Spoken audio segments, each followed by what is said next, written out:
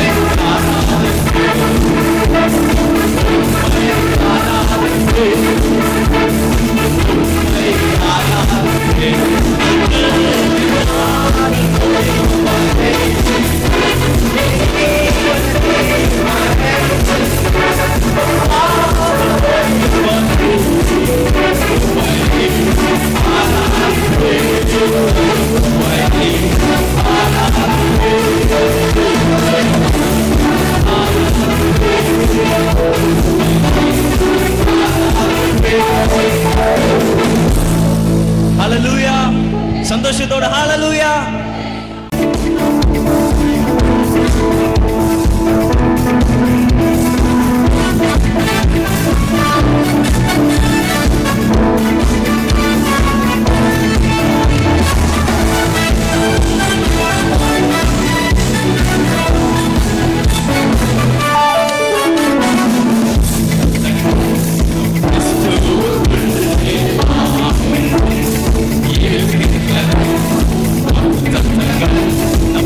Fool,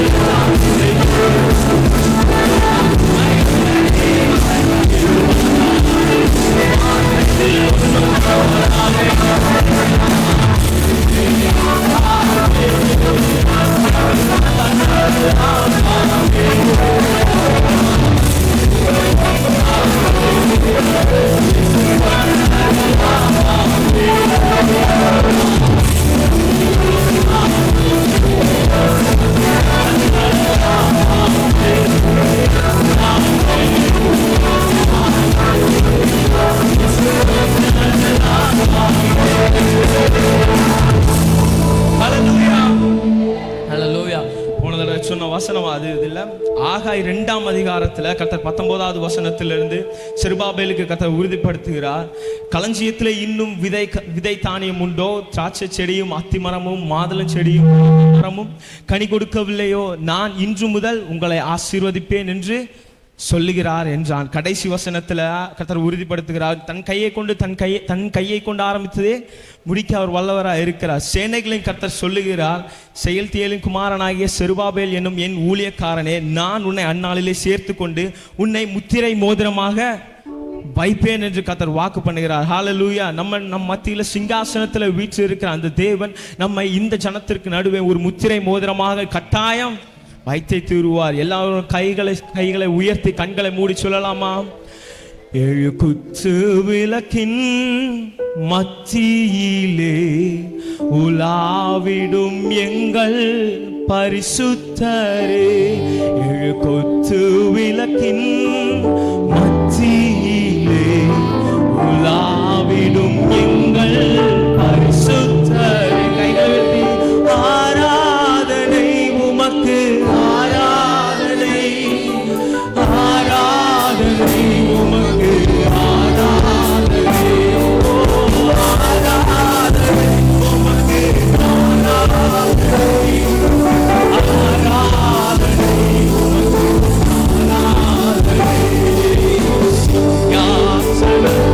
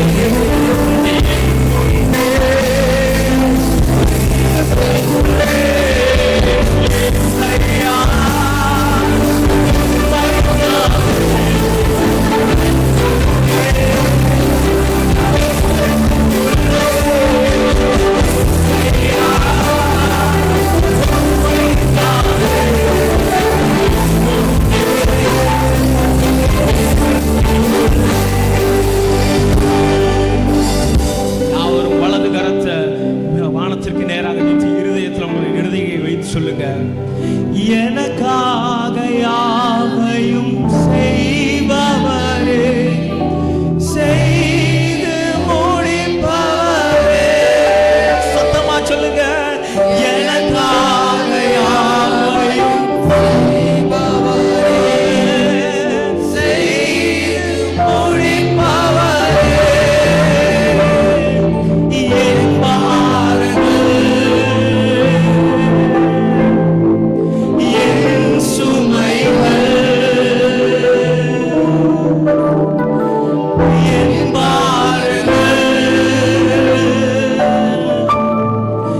என் சுமைகள் பாதத்தில், உன் பாதத்தில் பாதத்தில் இறக்கி வைத்தேன். சென்று இயேசையா உம்மைத்தானே என் முன்னே நிறுத்தி உள்ளேன். இயேசையா உம்மைத்தானே என் முன்னே நிறுத்தி உள்ளேன். உம்மோடு இருப்பதுதான் உள்ளத்தின் வாஞ்சையா, உம் சித்தம் செய்வதுதான் இதயத்தின் ஏக்கமையா. உம்மோடு இருப்பதுதான் உள்ளத்தின் வாஞ்சையா, உம் சித்தம் செய்வதுதான் இதயத்தின் ஏக்கமையா. அப்படி எழுந்திருக்கலாமா? ஜெப சிந்தையோடு கூட, தேவ பிரசன்னத்தோடு கூட நாம் எழும்பி நின்று கர்த்தருடைய நாமத்தை நாம் மகிமைப்படுத்த போகிறோம். கர்த்தர் நல்லவர், கர்த்தர் நல்லவர், கர்த்தர் நல்லவர், கர்த்தர் நல்லவர். அல்லேலூயா, அல்லேலூயா. எல்லாரும் கண்களை மூடி, யாரும் வேடிக்கை பார்க்காதீங்க, யாரும் வேடிக்கை பார்க்காதீங்க. தயவு செய்து எல்லாரும் தேவனை மாத்திரம் பாருங்க. உங்களுக்கு முன்பாக இயேசு நிற்கிறார், உங்களுக்கு முன்பாக இயேசு நிற்கிறார். கடந்த மாதங்கள் முழுவதும் நம்மை பாதுகாத்த ஆண்டவர் ஒரு புதிய மாதத்துக்குள்ளே நம்மை கொண்டு வந்திருக்கிறார். புதிய நாட்களுக்குள்ளே நம்மை அவர் கொண்டு வந்திருக்கிறார். அந்நியரும் பரதேசியுமாய் இருந்த நம்மை தேவனுடைய ஆலயமாக மாற்றி இருக்கிறார்.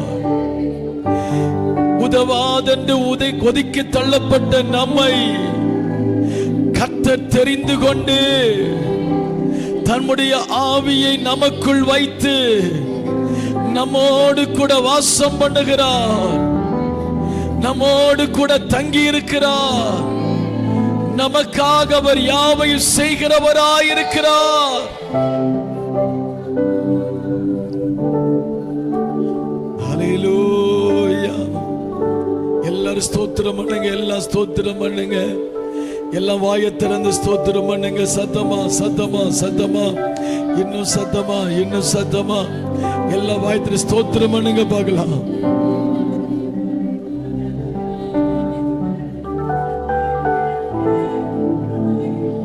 ஹல்லேலூயா, ஹல்லேலூயா, ஹல்லேலூயா, ஹல்லேலூயா. எல்லாம் எல்லாம் எல்லாம் ஆமென், ஆமென், ஆமென், ஆமென், ஆமென். ஹல்லேலூயா, ஹல்லேலூயா, ஹல்லேலூயா, ஹல்லேலூயா. எல்லாரும் எல்லாரும் எல்லாம் ஜெபிக்கலாம், எல்லாம் ஸ்தோத்திரம் பண்ணுங்க, எல்லாம் வாயை திறந்து ஸ்தோத்திரம் பண்ணுங்க. ஹல்லேலூயா. புதிய நாளுக்குள் என்னை நடத்தும், புதிய கிருபையால் என்னை நிரப்பும். புதிய நாளுக்குள் என்னை நடத்தும், புதிய கிருபையால் என்னை நிரப்பும். புது கிருபை தாரும் தேவா, புது பலனை தாரும் தேவா, புது கிருபை தாரும் தேவா, புது பலனை தாரும் தேவா.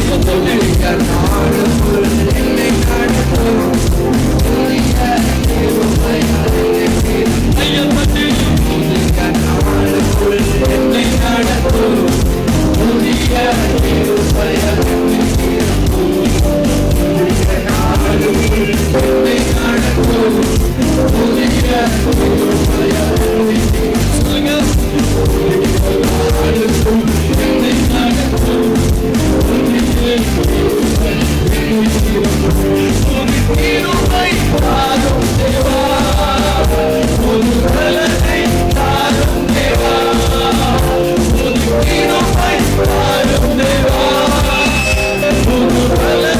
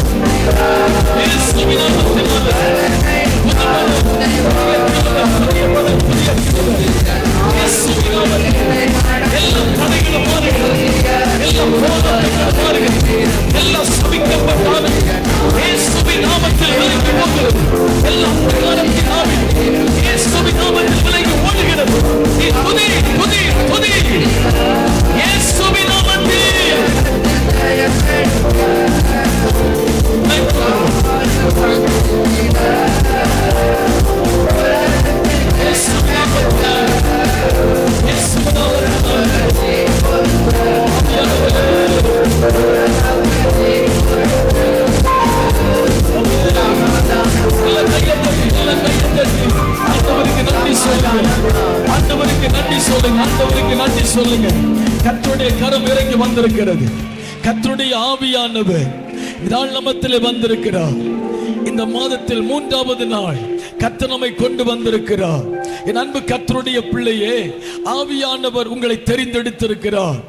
வேண்டாம் என்று ஒதுக்கப்பட்டு கிடந்த உங்களை கர்த்தர் தெரிந்தெடுத்திருக்கிறார். வாழ தெரியாத உங்களை வாழ வைக்கும்படி தெரிந்தெடுத்திருக்கிறார்.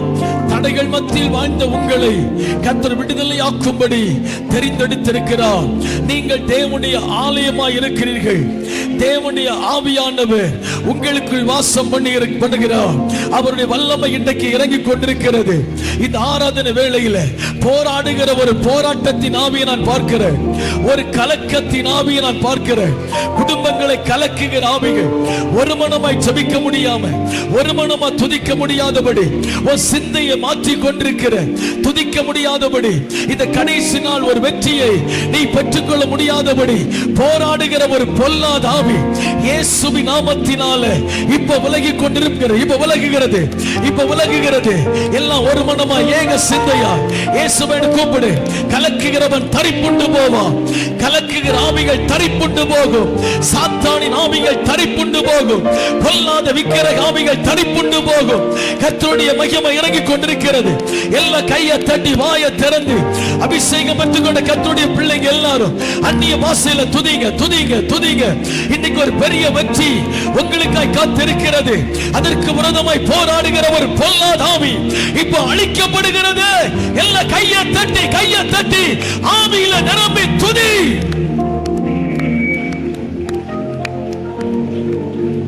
இன்னும் இன்னும் இன்னும் இன்னும் இன்னும் இன்னும் இன்னும் இன்னும் இன்னும் அமைதியா இருக்காதுங்க, அமைதியா இருக்காதுங்க.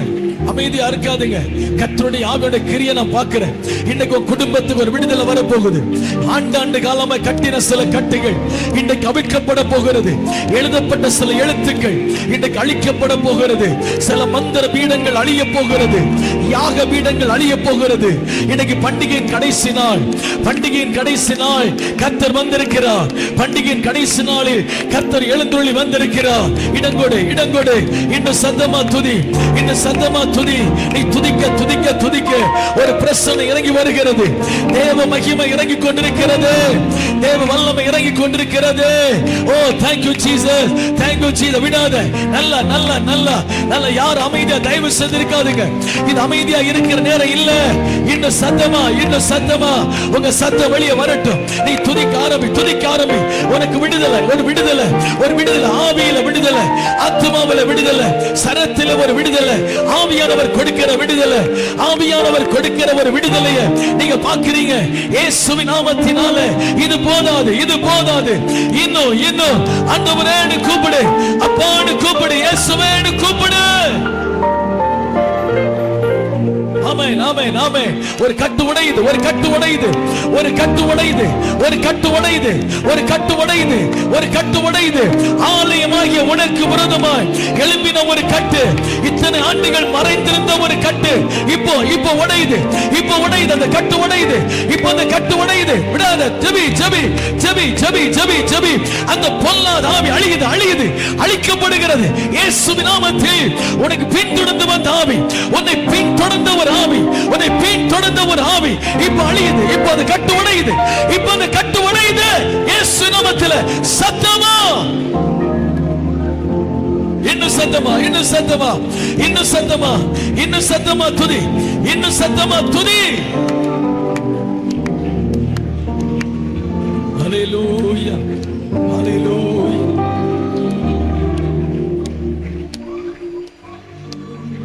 கவனிங்க, கவனிங்க, கவனிங்க. இது உபவாச நாளின் கடைசி நாள். நம்ம வந்து மரக்கட்டமாவது நின்று போறதுக்கு நம்ம வரல. நாம் தேவனை ஆராதிக்க வந்திருக்கிறோம் என்பது முதல் நீ மறக்காத. நீ சினிமா தியேட்டர்ல வந்து நிக்கல, தேவனுக்கு முன்பாக நிற்கிற. ஆனா ஒரு அசைவும் இல்லாம கையை தட்டி கூட உன்னால தேவனை மகிமைப்படுத்த முடியல. நல்ல கையை கொடுத்திருக்க. எத்தனை பேருக்கு கை இல்ல தெரியுமா? எத்தனை பேருக்கு பேச முடியல தெரியுமா? எத்தனை பேர் பலவீனமா ஆஸ்பத்திரியில கிடக்கிறாங்க தெரியுமா? ஆனா உனக்கு ஜீவனையும் சுகத்தையும் பலத்தையும் கொடுத்த ஆண்டவரை உன்னால துதிக்க முடியலையே. ஆண்டவருக்கு ஒரு நன்றி சொல்ல முடியலையே. எத்தனை பேர் செத்து விழுறாங்க தெரியுமா? எத்தனை பேர் செத்து போயிட்டு இருக்கிறாங்க. உனக்கு முன்னாடி பக்கத்து வீட்டுல ஒரு மரணம், முன்னாடி வீட்டுல மரணம், சுத்தி சுத்தி மரணம். ஆண்டவர் குடும்பத்தை கர்த்தர் பாதுகாத்தார்ல. ஆண்டவருக்கு இதான் மகிமையா? 4 மாதம் கர்த்தர் பாதுகாத்தாரு, 5வது மாதம் கொண்டு வந்தாரு.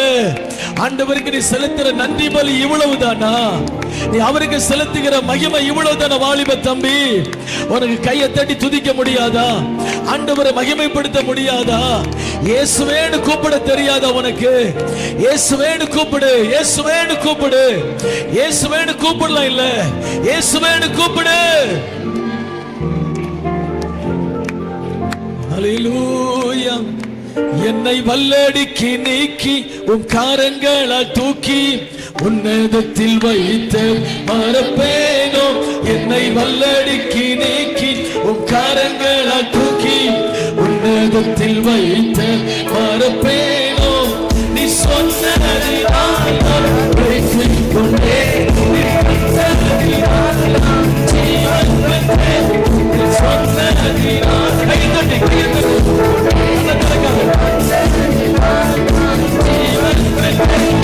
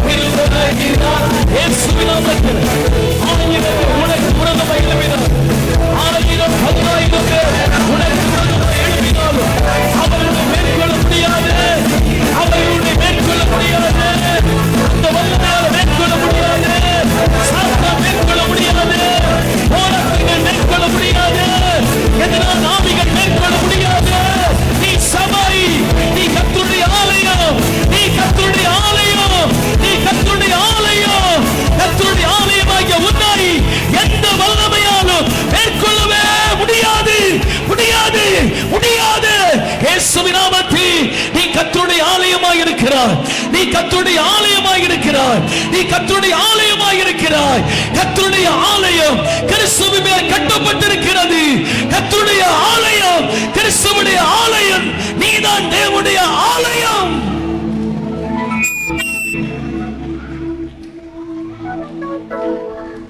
ஆமென். சத்தமா, இன்னும் சத்தமா. அல்லேலூயா. கடந்த 6 நாட்கள் சபை உபவாச ஜெபத்தோடு கூட தேவனை தேடும்படியாக, கர்த்தருடைய முகத்தை தேடும்படியாக ஆண்டவர் ஒரு நல்ல சந்தர்ப்பத்தை உருவாக்கி கொடுத்து, சபையை குறித்தும் யார் சபை என்பதை குறித்தும், யாருடைய வளர்ச்சி நீங்கள் ஆராதிக்கிற இடத்தின் வளர்ச்சி என்பதை குறித்தும் மிக நேர்த்தியாய் ஆவியானவர் பேசினார். ஒரு சபையில் வருகிற விசுவாசிகளாகிய உங்களை விசுவாசி என்கிற அந்த நிலையிலிருந்து ஆண்டவர் ஆலயமாக மாற்றுகிறார் என்று 1 கொரிந்தியர் 3:16-17 வசனத்தை ஆதாரமாக வைத்து, நீங்களே தேவனுடைய ஆலயமாக இருக்கிறீர்கள், ஒருவன் தேவனுடைய ஆலயத்தை கெடுத்தால் அவனை தேவன் கெடுப்பார், நீங்களே தேவ ஆலயம் என்று சொல்லி ஆண்டவர் பேசினார். பேசும் பொழுது ஆலயத்தில் நீங்கள் தேவனுடைய ஆலயமாக இருக்கிறபடினாலே இந்த 4 சுவர் இருப்பது ஆலயம் அல்ல, மனுஷனால் கட்டி வைக்கப்பட்டிருக்கிற ஒரு கட்டிடம் ஆலயம் அல்ல. நீங்கள் தேவ ஆலயமாக இருக்கிறபடினாலே, நீங்கள் தேவனுடைய சபையாக இருக்கிறபடினாலே, நீங்கள் எல்லோரும் இந்த இடத்திலே கூடி வரும் பொழுது இந்த இடம் ஆலயமாய் மாறுகிறது. இந்த இடத்திலே கர்த்தர் உலாவுகிறார். இந்த இடத்திலே தேவன் ஜனங்களை ஆசீர்வதிக்கிறார். இந்த இடத்திலே தேவ மகிமை இறங்கி வருகிறது. நீங்கள் இங்கு வருவதனாலே தான் இது தேவனுடைய சபை. காரணம், சபைகள் ஒன்று கூடுகிற இடம் தேவ சபை ஆகையினாலே நீங்கள் தான் தேவனுடைய சபை. உங்களுடைய வளர்ச்சி தான் நீங்கள் ஆராதிக்கிற இடத்தின் வளர்ச்சி. நீங்கள் ஆவிக்குரிய நிலையிலே வளர வேண்டும். நீங்கள் ஐக்கியத்தோடு இருக்க வேண்டும். நீங்கள் அன்புள்ளவர்களாய் இருக்க வேண்டும். அது மாத்திரம் அல்ல, நீங்கள் கர்த்தருக்கு கொடுக்கிறவர்களாய் இருக்க வேண்டும். காரணம், நீங்கள் தேவனுடைய ஆலயமாய் இருக்கிறீர்கள். நீங்கள் கர்த்தருக்கு கொடுக்கும் பொழுது கர்த்தர் உங்களை ஆசீர்வதிக்கிறார். எதற்காக கொடுக்க சொல்லுகிறோம்? எதற்காய் காணிக்கை கொடு? ஆண்டவரை ஏமாற்றாதே, கர்த்தருக்கு உரியதை கர்த்தருக்கு கொடுங்கள் என்று எதற்காக பிரசங்கிக்கிறோம் என்று சொன்னால், வேதம் சொல்கிறது கொடுங்கள், அப்போது உங்களுக்கு கொடுக்கப்படும். உற்சாகமாய் கொடுக்கும் இடத்திலே நீ வாங்கி, உற்சாகமாய் கொடுக்கும் இடத்திலே நான் பிரியமாயிருப்பேன் என்று சொன்ன ஆண்டவர், நீங்கள் கர்த்தருக்கு கொடுக்கும் பொழுது உங்களை கர்த்தர் ஆசீர்வதிக்கிறார். உங்கள் களஞ்சியத்தை கர்த்தர் ஆசீர்வதிக்கிறார். உங்கள் கையின் பிரயாசங்களை ஆசீர்வதிக்கிறார். ஆகையினாலே நீங்கள் கர்த்தருக்கு கொடுக்க வேண்டும். தசம பாகங்களை நீங்கள் ஏமாற்றக்கூடாது. ஆண்டவர் கொடுக்கிற வருமானத்திலே, கொடுக்கிற நன்மையிலே கர்த்தருக்கு உரியதை கர்த்தருக்கு எடுத்து வைத்து அது தேவ சமூகத்துக்கு வர வேண்டும். ஆபிரகாம் ஆசாரியனாகிய மெல்கிசேதேக்கு இடத்திலே தசமபாகத்தை கொடுத்தான். கர்த்தர் அவனை 1000 மடங்கு ஆசீர்வதித்தார். ஆகையினாலே நீங்கள் ஆசீர்வதிக்கப்பட வேண்டும் என்று விரும்பினால், நீங்கள் மேன்மையடைய வேண்டும் என்று விரும்பினால், நீங்கள் ஆண்டவருக்கு கொடுக்க வேண்டும் என்று கர்த்தர் பேசினார். 2 நாட்கள் அதை குறித்து ஆண்டவர் பேசினார். 3வது நாளிலே ஆலயமாகிய சபை கிறிஸ்து என்கிற அஸ்திபாரத்தின் மேல் கட்டப்படுகிறது. நீங்கள் எங்கே கட்டப்பட்டு வருகிறீர்கள் தெரியுமா? கிறிஸ்துவாகிய அஸ்திபாரத்திலே கர்த்தர் உங்களை சபையாக இணைத்து கட்டி வருகிறார். ஒரு சிலர் வைக்கோலால் கட்டுகிறார்கள், ஒரு சிலர் புல்லினால் கட்டுகிறார்கள், ஒரு சிலர் வெளியுறந்த கல்லுகளினால் கட்டுகிறார்கள், ஒரு சிலர் வெள்ளியினால் கட்டுகிறார்கள், ஒரு சிலர் பொன்னினால் கட்டுகிறார்கள். நீங்கள் எப்படிப்பட்ட ஆலயமாக இருக்கிறீர்கள்? உங்கள் ஆவிக்குரிய வாழ்க்கையை எப்படி கட்டி வருகிறீர்கள்? நானும் சபை என்று நீங்கள் சொல்லலாம். நீங்கள் சபை என்று சொல்வதனால் சபையாக முடியாது. அக்கினியினால் சோதிக்கப்படும் பொழுது எது நிற்கிறதோ அதுதான் சபை. உபத்திரவங்கள் வரும் பொழுது, பாடுகள் வரும் பொழுது, கஷ்டங்கள் வரும் பொழுது யார் கர்த்தருக்காக நிற்கிறார்களோ அவர்கள்தான் சபை என்பதை குறித்து 3வது நாளிலே கர்த்தர் பேசினார். 4வது நாளிலே பரிசுத்த ஆவியானவர் சொன்னார், உங்களை நடத்துகிறவர்களுக்கு நீங்கள் எல்லாவற்றிலும் கீழ்ப்படிந்து அடங்க வேண்டும் என்று சொல்லியும், பொறாமை குணமுள்ளவளாயிராமல் விரோதங்கள் வாக்குவாதங்கள் உங்களுக்குள் இருக்கக்கூடாது. நீங்கள் கர்த்தருடைய சபையாயிருக்கிறீர்கள். கர்த்தருக்கு பிரியமானதை நீங்கள் செய்தால் உங்களுக்குள் இருக்கிற ஆவியானவர் உங்களை விட்டு விலக மாட்டார், அவர் உங்களோடு தங்கி இருப்பார் என்று ஆவியானவர் பேசினார். 5வது நாளிலே உங்களுக்குள் இருக்கிற ஆலயமாகிய உங்களுக்குள்ளே பரிசுத்த ஆவியானவர் இருக்கிறார். அந்த பரிசுத்த ஆவியானவர் உங்க ஆவியோடு கூட இணைந்திருக்க வேண்டும். இணைந்திருந்தால் தான் நீங்கள் சபையாய் செயல்பட முடியும். உங்கள் ஆவி ஒன்று, தேவாவி ஒன்று என்று செயல்பட்டால், உங்க ஆவி ஒரு வழியாய் போகிறது, தேவாவி இன்னொரு வழியாய் போனால் நீங்கள் சபையாய் இருக்க முடியாது. பரிசுத்த ஆவியோடு கூட உங்கள் ஆவி இணைந்திருக்க வேண்டும். இணைந்திருந்தால் நமக்குள்ள ஆசீர்வாதங்களை கண்டுபிடிக்க முடியும், தேவ ரகசியங்களை கண்டுபிடிக்க முடியும், தேவ திட்டத்தில் நிற்க முடியும் என்று சொல்லி ஆவியானவர் பேசினார். 6வது நாளிலே சபை கிறிஸ்துவின் சரீரம். நீங்கள் எங்க இருக்கிறீர்கள் தெரியுமா? கிறிஸ்துவின் சரீரத்தில் இருக்கிறீர்கள். கிறிஸ்துவின் சரீரமாகிய சபையிலே நீங்கள் ஒரு அவயவமாக இருக்கிறீர்கள். அப்படியானால் நீங்கள் கிறிஸ்துவாகிய சபையிலே ஒரு சாலயமாக கர்த்தரை வைத்திருக்கிறார். அதில் ஒன்று செயல்படாமல் போனாலும் அது இழப்பு யாருக்கு என்று கேட்டால், அந்த தேவனுடைய சாலயத்தை விட்டு இல்லையானால் தேவ சரீரத்தை விட்டு பிரிந்து போகிறவனுக்கு தான் அது ஆபத்து, அது அவர்களுக்கு அழிவு. ஆகினாலே கிறிஸ்துவுடைய சரீரத்தோடு கூட ஆலயமாகிய நீங்கள் இணைந்திருக்க வேண்டும் என்று நேற்று தினத்திலே கர்த்தர் பேசினார். 6 நாட்கள் இப்படியாக ஆவியானவர் பேசினார். ஆமென் சொல்லுங்க, சத்தமா சொல்லுங்க. இன்னைக்கு 7வது நாள் ஜெபம். இன்றைக்கு ஒரு வாக்குத்தத்த வசனம் உண்டு இந்த மாதத்துக்குரிய. அதை வாசித்து விட்டு நான் தொடர்ந்து சில வசனங்களை உங்களுக்காய் சொல்லி ஜெபித்து உங்களை ஆசீர்வதித்து அனுப்ப போகிறேன். இந்த நாள் ஜெயமாய் முடிய போகிறது. ஆமென் சொல்லுவோமா? வாசிக்கலாம். செப்பனியா 3ஆம் அதிகாரம் 20ஆம் வசனத்தை ஒருத்தர் வாசியுங்கள்.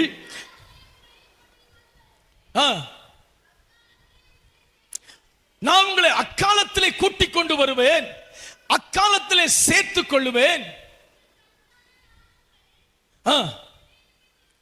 உங்கள் கண்காண நான் உங்கள் சிறையிருப்பை திருப்பும் போது பூமி உள்ள சகல ஜனங்களுக்குள்ளே நான் உங்களை கீர்த்தியும் புகழ்ச்சியுமாக வைப்பேன் என்று கர்த்தர் சொல்லுகிறார். இந்த வாக்குத்தத்த வசனத்துக்காக எல்லா கையை தட்டி அந்த ஆண்டவருக்கு ஒரு நன்றி சொல்லி பெற்றுக்கொள்ளுங்க. இயேசுவின் நாமத்தில் கர்த்தர் சொல்லுகிறார், உன் கண் காண உன் சிறையிருப்பை நான் திருப்ப போகிறேன். உன்னுடைய கண் காண உனக்கு நல்ல காலம் பிறக்க போகிறது. உன்னுடைய கண் காண உனக்கு நன்மைகள் வரப்போகிறது. உங்களுடைய கண் காண பிள்ளைகளுடைய எதிர்காலம் ஆஸ்வதிக்கப்பட போகிறது. உங்க கண் காண உங்க பிள்ளைகள் உங்களுக்கு முன்பாக ஆசீர்வாதமாய் இருப்பார்கள். உங்க கண் காண நீங்கள் செழித்திருப்பீர்கள். ஆகையினாலே நான் உங்களை கீர்த்தியும் புகழ்ச்சியுமாக வைப்பேன் என்று சேனைகளின் கர்த்தர் சொல்லுகிறார். விசுவாசத்தோடு ஆண்டவரே, இந்த வார்த்தை இந்த மாதம் என்னுடைய வாழ்க்கையிலே பலிக்கட்டும். ஆமென் சொல்லுங்க, சத்தமா சொல்லுங்க, இன்னும் சத்தமா. அல்லேலூயா. கர்த்தர் நம்முடைய கண் காண நம்முடைய சிறையிருப்பை திருப்புவார், கீர்த்தியும் புகழ்ச்சியுமாக வைப்பேன் சொன்ன ஆண்டவர் சொல்லுகிற ஒரு வார்த்தை வாசிக்கலாம். 1 கொரிந்தியர் 3ஆம் அதிகாரம் 16-17 வசனத்தை நாம் திரும்ப படிப்போம். இந்த 6 நாட்களாய் இந்த வசனத்தை வைத்தான் தியானித்தோம். இந்த 7வது நாட்களும் நம் சிறையிருப்பை மாற்றுகிற கர்த்தர், நம்மை கீர்த்தியும் புகழ்ச்சியுமாய் வைக்கிற கர்த்தர் என்ன சொல்லுகிறார் படிப்போம். நீங்கள் என்னுடைய ஆலயமாய் இருக்கிறீர்கள் என்றும் தேவனுடைய ஆவி உங்களில் வாசமாய் இருக்கிறார் என்றும் அறியாதிருக்கிறீர்களா? ஒருவன் தேவனுடைய ஆலயத்தை கெடுத்தால் அவனை தேவன் கெடுப்பார். தேவனுடைய ஆலயம் பரிசுத்தமாய் இருக்கிறது, நீங்களே அந்த ஆலயம். ஆமென் சொல்லுங்க. எல்லாரும் சொல்ல, நானே அந்த ஆலயம். கைய உயர்த்தி சொல்ல, நான் தான் ஆலயம். சத்தமா சொல்லணுமே, நான் தான் ஆலயம். ஆலயம் எங்கே இருக்கிறது? உங்களுக்குள் இருக்கிறது. அன்று சொல்லுகிறார், நீங்கள் தான் தேவனுடைய ஆலயம். காரணம், நீங்கள் தேவனுடைய ஆலயம் என்று தேவன் சொல்லுவதற்கு இன்னொரு காரியம் என்ன? பரிசுத்த ஆவியானவர் உங்களுக்குள் இருக்கிறார். பரிசுத்த ஆவியானவர் உங்களுக்குள் இருக்கிறதுனாலே சந்தேகம் இல்லை, நீங்கள் தேவனுடைய ஆலயம். ஆமென் சொல்லுங்க பார்க்கலாம். அன்று சொல்லுகிறார், நீங்கள் தேவனுடைய ஆலயமாய் இருக்கிறீர்கள் என்று உங்களுக்கு தெரியுமா? தேவனுடைய ஆவியானவர் உங்களுக்குள்ளே வாசம் பண்ணுகிறார். தேவனுடைய ஆவியானவர் உங்களை நடத்துகிறார். தேவனுடைய ஆவியானவர் உங்களை போதிக்கிறார். தேவனுடைய ஆவியானவர் உங்களை கண்காணிக்கிறார். தேவனுடைய ஆவியானவர் உங்க கூடவே இருக்கிறார். ஆகையினாலே நீங்கள் தான் தேவனுடைய ஆலயம், நீங்கள் தான் சபை. உங்களுடைய வளர்ச்சி தான் நீங்கள் ஆராதிக்கிற ஸ்தலத்தின் வளர்ச்சி. இந்த சபையின் வளர்ச்சி எங்கே இருக்கிறது? சபையாகிய உங்களுக்குள் இருக்கிறது. நீங்கள் வளர்ந்தால் இந்த சபை வளரும். நீங்கள் வளர்ந்தால் உங்க குடும்பம் வளரும். நீங்கள் வளர்ந்தால் தான் எல்லா நன்மையும் உங்களுக்கு கைகூடி வர முடியும். ஆகையினாலே நீங்கள் தேவனுடைய ஆலயமாக இருக்கிறீர்கள். ஆகாய் 2ஆம் அதிகாரம் 7ஆம் வசனத்திலே கர்த்தர் சொல்லுகிறார், தேவனுடைய ஆலயம் மகிமையால் நிரம்பும் என்று சொல்லுகிறார். என்னுடைய மகிமையினால் ஆலயத்தை நான் நிரப்புவேன். என் ஆண்டவர் சொல்லுகிறார், உங்கள் ஒவ்வொருவரையும் கர்த்தர் இந்த நாளிலே 7வது நாளிலே மகிமையினால் நிரப்ப போகிறார். சாதாரணமான ஆலயம் அல்ல நீங்கள், நீங்கள் மகிமையின் ஆலயம். விசுவாசிக்கிறவங்க ஆமென் சொல்லுங்க பார்க்கலாம். நான் தான் தேவனுடைய ஆலயம், நான் மகிமையின் ஆலயம். சொல்லுங்க, நான் மகிமையின் ஆலயம். காரணம், ஆண்டவர் சொல்லுகிறார், ஆலயத்தை மகிமையால் நிரம்ப செய்வேன். சகரியா 2ஆம் அதிகாரம் 7ஆம் வசனம் சொல்லுகிறது, நீ சீயோன் குமாரத்தி. அன்று சொல்லுகிறார், சீயோன் குமாரத்தியே கம்பீரமாய் பாடு. 8ஆம் வசனம் சொல்லுகிறது, நான் அதற்கு சுற்றிலும் அக்கினி மதிலும் கோட்டையுமாய் இருந்து அதன் நடுவில் மகிமையாய் இருப்பேன். பரிசுத்த ஆவியானவர் இன்றைக்கு சொல்லுகிறார், கர்த்தருடைய ஆலயமாகிய உங்களை சுற்றிலும் இன்றைக்கு கர்த்தர் ஒரு பாதுகாப்பை ஏற்படுத்த போகிறார். விசுவாசிக்கிறவர்கள் கரங்களை தட்டி ஆவியில நிரம்பிய அந்த ஆண்டவருக்கு நன்றி சொல்லுங்கள். கர்த்தருடைய ஆவியானவர் உங்களை சுற்றி அக்கினி மதிலும் கோட்டையுமாய் இருப்பார். வசனம் சொல்லுகிறது, உன்னை தொடுகிறவன் என் கண்மணியை தொடுகிறான். ஆவியானவர் உங்களுக்காய் செய்ய போகிற காரியங்கள் பயங்கரமாய் இருக்க போகிறது. ஆவியானவர் கிரியை வெளிப்பட போகிறது. முந்தின ஆலயத்தின் மகிமையை பார்க்கிலும் இந்த பிந்தின ஆலயத்தின் மகிமை பெரிதாய் இருக்கும் என்று சேனைகளின் கர்த்தர் ஆணையிட்டு சொல்லுகிறார். விசுவாசிக்கிறவர்கள் ஆமென் சொல்லுவோம் இயேசுவின் நாமத்தினாலே. யாத்திராகமம் 40ஆம் அதிகாரம் 34ஆம் வசனம் சொல்லுகிறது, மேகம் கூடாரத்தை நிரப்பினது. கர்த்தருடைய மேகம் கூடாரத்தை நிரப்பிச்சு. இன்னைக்கு ஆவியானவர் சொல்லுகிறார், கர்த்தருடைய மேகம் உங்களை நிரப்ப போகிறது. கர்த்தருடைய மேகம் உங்க வீட்டை நிரப்ப போகிறது. கர்த்தருடைய மேகம் நீங்கள் கூடி இருக்கிற இடத்தை நிரப்ப போகிறது. கர்த்தருடைய மேகம் உங்களுக்காய் இறங்கி வர போகிறது. உனக்கு விரோதமாய் உருவாக்கப்படுகிற எந்த ஆயுதமும் வாய்க்காமலே போகும். எவர்கள் உனக்கு விரோதமாய் கூட்டம் கூடுகிறார்களோ அவர்கள் உன் பட்சத்திலே வருவார்கள். விசுவாசித்தால் ஆமென் சொல்லு. இன்றைக்கு ஒரு அக்கினி, இன்றைக்கு ஒரு மகிமை உங்க மேல இறங்கிக் கொண்டிருக்கிறது. உன் வீட்டுக்கு விரோதமாய் எழுதப்பட்ட சில எழுத்துக்கள் அழிகிறது. உன் கூடாரம் செழிக்கும், உன் வீடு செழிக்கும், உன் எல்லைக்குள்ளே சமாதானம் உண்டாகும், உன் வீட்டுக்குள்ளே ஒரு சமாதானம் வரும், உன் புருஷன் ரட்சிக்கப்படுவான். இயேசுவின் நாமத்தில் ஒரு மகிமை ஆலயத்தை மூடுகிறது. ஒரு மகிமை ஆலயத்தை நிரப்புகிறது. ஒரு மகிமை உங்க வீட்டை நிரப்பிக் கொண்டிருக்கிறது. பெற்றுக்கொள்ளுங்க, பெற்றுக்கொள்ளுங்க. இயேசுவின் நாமத்தினாலே, இயேசுவின் நாமத்தினாலே கர்த்தருடைய மகிமை கூடாரத்தை நிரப்பினது. இன்றைக்கு ஆவியானவர் சொல்லுகிறார், உன்னுடைய கூடாரம், நீ தங்குகிற ஸ்தலம் மகிமையால் நிரம்பும். வீடு மகிமையால் நிரம்பும். எல்லைக்குள்ளே சமாதானம். 1 ராஜாக்கள் 8ஆம் அதிகாரம் 10-12 வசனம் சொல்லுகிறது, சாலமோனுடைய நாட்களிலே கர்த்தருடைய மகிமை ஆலயத்தில் இறங்கினது.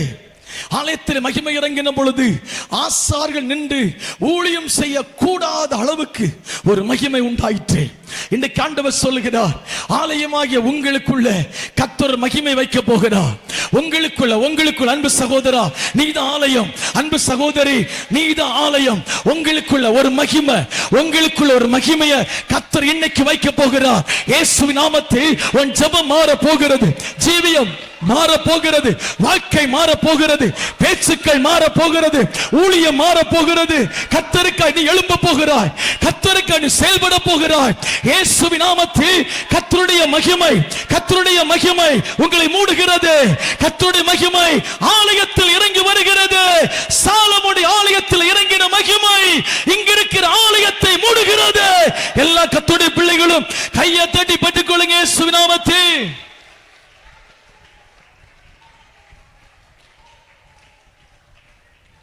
ஏன் தேவனுடைய மகிமை ஆலயத்தை நிரப்ப வேண்டும்? தேவனுடைய மகிமை ஏன் ஆலயமாகிய நம்மை நிரப்ப வேண்டும்? தேவனுடைய மகிமை நமக்குள் வந்தால் முதல்ல நடக்கிற காரியம், நமக்குள்ளே மௌனம் உண்டாகும். ஆமென் சொல்லுங்க. உங்களுக்கு புரியும்படி சொல்றேன். தேவ மகிமை ஒரு மனுஷனுக்குள் இருந்தால் அவன் அலப்பிட்டு நடக்க மாட்டான், பேசிட்டே நடக்க மாட்டான். பேச்சு எங்க குறையுதோ அங்க மகிமை இருக்குன்னு அர்த்தம். யார் அதிகம் பேசுறாங்களோ அவங்களுக்குள்ள மகிமை இல்லைன்னு அர்த்தம். ஆமென் சொல்லுங்க. மகிமை வந்தால் சுயம் மௌனமாகும். மகிமை வந்தால் நமக்குள்ளே மௌனம் உண்டாகும். காரணம், மகிமை சொல்லுவதை கேட்க தேவன் நம்மை மௌனப்படுத்துவார். தேவன் சொல்லுகிறபடி நடக்க தேவன் நம்மை அமைதிப்படுத்துவார். தேவன் சொல்லுவதை கேட்க நம்மை அமர்ந்திருக்க சொல்லுவார். ஆமென் சொல்லுங்க பார்க்கலாம். இன்னும் சத்தமா சொல்லணுமே. அல்லேலூயா. தேவனுடைய மகிமை என்பது கர்த்தர் நம்மோடு இருப்பது ஒன்று. இரண்டாவது தேவனுடைய மகிமை என்பது அவருடைய வல்லமை. மூன்றாவது மகிமை என்பது கர்த்தருடைய பரிசுத்தம். இந்த மூன்றும் சேர்ந்ததுக்கு பேர் தான் மகிமை. ஆமென் சொல்லுங்க. தேவன், வல்லமை, பரிசுத்தம், இது மூன்று இணைந்ததுக்கு பேர் தான் கர்த்தருடைய மகிமை. ஆமென் சொல்லுங்க. இதுல ஒண்ணு இல்லாம போனாலும் அது கர்த்தருடைய மகிமை இல்லை. ஆமென் சொல்லணும். இன்னும் சத்தமா சொல்லணுமே. ஹல்லேலூயா, ஹல்லேலூயா. நாம் கூடுகிறோம், ஆராதிக்கிறோம், இங்க கர்த்தர் வரல, கர்த்தருடைய வல்லமை இங்க இல்லை அப்படின்னு சொன்னா அங்க தேவன் இல்லை என்று அர்த்தம். நாம் கூடி வருகிறது எதற்கு என்று சொன்னால், நாம் நம்மை சுத்திகரித்துக் கொள்வதற்கு. சபைகளை ஏன் கர்த்தர் ஆலயத்துக்கு கொண்டு வருகிறார், சபைகளை ஏன் இந்த இடத்தில் அழைத்து வருகிறார் என்று சொன்னால், அந்த சபையை சீர்படுத்துவதற்காக. நான் வண்டி வச்சிருக்கோம், 2 வீலர் 3 வீலர் 4 வீலர் வச்சிருப்போம். அந்த வண்டியை அப்பப்போ கொண்டு போய் செக் பண்ண கொண்டு போவோம். நம்ம கொண்டு போகலைன்னா அங்க அந்த மெசேஜ் வரும், உங்க வாகனத்தை நீங்க சரிபார்க்க வேண்டிய நேரம் வந்து விட்டது, ஆகல் வாகனத்தை கொண்டு வாருங்கள் என்று சொல்லி அழைப்பு கொடுப்பார்கள். எதற்கு வாகனத்தை நாம் ஒர்க் ஷாப்புக்கு கொண்டு போகிறோம், கம்பெனிக்கு கொண்டு போறோம்னு சொன்னா, அந்த வாகனம் பார்க்க நல்லதா இருக்கும், ஆனா அந்த வாகனத்தில் சில பழுதுகள் இருக்கும், சில பிரச்சனைகள் இருக்கும். ஒன்னு ஆயில் மாற்ற வேண்டியது இருக்கும், ஆயில் ரொம்ப நாளா ஓடி கருத்து அங்க போய் கட்டி பிடிச்சு உள்ள உட்காந்துக்கும். இல்ல பிரேக் ஷூ மாற்ற வேண்டியது இருக்கும், இல்ல கிளட்ச்ல பிளேட் மாற்ற வேண்டியது இருக்கும். ஏதோ ஒரு சம்பவம் அங்கே செய்ய வேண்டியது இருக்கும். ஆனா அது நமக்கு தெரியாது, வண்டி ஓடிட்டு தான் இருக்கும். ஆனால் அங்கே கொண்டு போகும் பொழுது அந்த வாகனத்து மேல் ஒரு மிஷன் வைத்து ஸ்கேன் பண்றாங்க. ஸ்கேன் பண்ணும்போது இந்த வாகனத்திலே என்ன மிஸ்டேக் இருக்கிறது, இந்த வாகனத்தில் என்ன சரி பண்ண வேண்டும் என்பதை அவர்கள் கண்டுபிடித்து நமக்கு சொல்லுகிறார்கள். இந்த காரியத்தை மாற்ற வேண்டும், இதை மாற்றாவிட்டால் பிரச்சனை ஆகிவிடும். டயருடைய நெட்டெல்லாம் போயிருச்சு, 2 நெட்ல ஓடிட்டு இருக்கு, இப்படி போயிருந்தா டயரை கலந்து போயிருக்கும், உயிருக்கு ஆபத்து வந்துடும், இப்படி பண்ணணும் அப்படி சொல்லுவாங்க. அப்ப என்ன செய்கிறோம், பணத்தை பார்ப்பதில்லை, நாம் உடனே அதை கொடுத்து சரிப்படுத்தி கொடுங்கள் என்று வெயிட் பண்றோம். அவங்க 1 நாள் 2 நாள் 10 நாள் ஆனாலும் கூட சரி பண்ணி வருகிறது வரை நாம் காத்திருக்கிறோம். ஆமென் சொல்லுங்க. எதற்கென்று சொன்னால் அந்த வாகனம் ஒழுங்காய் ஓடுவதற்கு. அதே போலதான் ஆவிக்குரிய ஆலயமாகிய நீங்க உலகத்தில் தான் வாழ்கிறீர்கள். நீங்க நேர ஆலயமான பரலோகத்துக்கு போகல. நம்ம எல்லாம் பரலோகத்துக்கு உடனே போயிருந்தோம்னா பிரச்சனையே கிடையாது. நம்ம இந்த உலகத்தில் இருக்கிறதுனால நம்மிடத்திலே பாவங்கள் வரும், அசுத்தங்கள் வரும், தேவன் விரும்பாத சுபாவங்கள் வந்திருக்கும். நமக்கு தெரிந்தோ தெரியாம கூட நிறைய தவறுகள் நமக்கு வர வாய்ப்புண்டு. ஆகையினாலே தேவ சமூகமாகிய இந்த வொர்க்ஷாப்ல ஆண்டவர் கொண்டு வருகிறார். கொண்டு வந்து என்ன செய்கிறார்? உங்களை ஸ்கேன் பண்றார். உங்களை ஸ்கேன் பண்ணி நீ இந்த காரியத்திலே மாறணும், நீ இந்த காரியத்தில் இன்னும் பரிசுத்தமாகணும், இன்னும் இந்த காரியத்தில் தேவனை நெருங்கணும், நீ தேவனை விட்டு தூரமாக இருக்கிறாய், தேவனுக்கும் உனக்கும் சம்பந்தம் இல்லாமல் இருக்கிறது என்று சொல்லி அதை கண்டுபிடித்து அதை சீர்படுத்துகிற இடம் தான் இந்த இடம். ஆமென் சொல்லுங்க. திரும்ப சொல்லுகிறேன், கர்த்தருடைய ஆலயமாகிய உங்களை சீர்படுத்துகிற இடம் இந்த சபை. கர்த்தருடைய ஆலயமாகிய உங்களை பரிசுத்தத்துக்குள்ளே நடத்துகிற இடம் இந்த சபை. ஆமென் சொல்லுங்க. உங்களை இன்னும் ஆண்டவருக்காக வாழ வைக்கிற இடம் தேவனுடைய சபை. இந்த சபையிலே நீங்கள் வந்ததினால தான் இது சபை. ஆமென் சொல்லுங்க பார்க்கலாம், சத்தமா சொல்லுங்க. அப்ப ஆண்டவர் சொல்றாரு, என்ன செய்யணும்? நீ கூடி வர்ற, நான் வராம இருந்தா, என் மகிமை வராம இருந்தா ஒண்ணுமே பிரயோஜனம் இல்லை. அப்போ ஞாயிற்றுக்கிழமை இருக்கலாம், ஒரு இடைநாள் கூட்டமா இருக்கலாம், அது எந்த நாளா இருந்தாலும் அந்த கூட்டத்திலே கட்டாயமாக பரிசுத்தத்தை குறித்து சொல்லணும். வேதம் சொல்லுகிறது, பரிசுத்த ஆவியானவருக்கு வேலை என்னன்னு கேட்டீங்கன்னா, அவர் நீதியை குறித்தும் நியாய தீர்ப்பை குறித்தும் பாவத்தை குறித்தும் கண்டித்து உணர்த்துவார். ஆமென் சொல்லுங்க. ஒருவேளை இப்படி கண்டித்து உணர்த்தப்படாமல் இருந்தால் அது தேவனுடைய சபை இல்லை. தேவனுடைய சமூகத்திலே கூடி வந்து பிரயோஜனம் இல்லை. நீங்கள் செய்கிற தவறுகளை ஆவியானவர் சுட்டி காட்டுகிற இடம் தான் சபை. நீ தவறு செய்துட்டு வந்திருக்கும் பொழுது, நீ இதை செய்திருக்கிறாய், நீ மனம் திரும்பு என்று சொல்லுகிற இடம் தான் சபை. சபையாகிய உங்களை ஆண்டவர் சீர்படுத்த விரும்புகிறார். சபையாகிய உங்களை இன்னும் பரிசுத்தமா இருக்க சொல்லுகிறார். பரிசுத்தமா இருக்கிறவன் இன்னும் பரிசுத்தமா இருக்கட்டும், அசுத்தமா இருக்கிறவன் இன்னும் அசுத்தமா இருக்கட்டும், நீதி செய்கிறவன் இன்னும் நீதி செய்யட்டும். இதோ நான் அவனுக்கு அளிக்கிற பலன் என்னோட கூட வருகிறது. அல்லேலூயா. இயேசு கிறிஸ்து சீக்கிரம் வருவார். சபையாகிய உங்களை சேர்த்துக்கொள்ள வருவார். சபையாகிய உங்களை எடுத்துக்கொள்ள வருவார். சபையாகிய உங்களை ஆயத்தமாக்க வருவார். சபையே பரிசுத்தமாயிரு, மணவாளன் இயேசு வருகிறார். மணவாட்டியே உன்னை சந்திக்க, மணவாட்டியாகிய சபையை சந்திக்க, மணவாட்டியாகிய தேவ பிள்ளையை சந்திக்க மணவாளன் இயேசு சீக்கிரமாய் வரப்போகிறார். ஆமென் சொல்லணும், சத்தமா சொல்லுங்க. எதை விதைத்தாயோ அதை அறுப்பாய், எல்லா அநீதிக்கும் கூலி பெறுவாய்.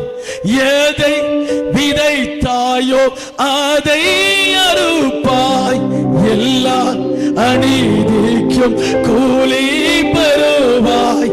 கர்த்தரையே நம்பி தப்பிடுவாய், கல்வாரி சிலுவை வந்திடுவாய்.